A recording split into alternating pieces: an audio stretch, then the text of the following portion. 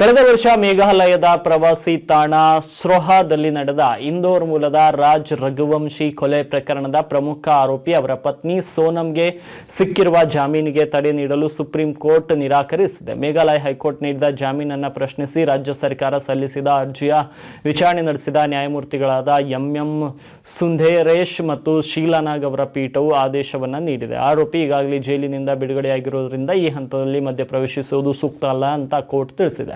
ಕಳೆದ ವರ್ಷ ಮೇ ತಿಂಗಳಲ್ಲಿ ಮಧ್ಯಪ್ರದೇಶದ ಇಂದೋರ್ ನಿವಾಸಿಗಳಾದ ರಾಗ್ ರಘುವಂಶಿ ಮತ್ತು ಸೋನಂ ರಘುವಂಶಿ ಮೇಘಾಲಯಕ್ಕೆ ಹನಿಮೂನ್ಗೆ ಹೋದಾಗ ನಾಪತ್ತೆಯಾಗಿದ್ರು.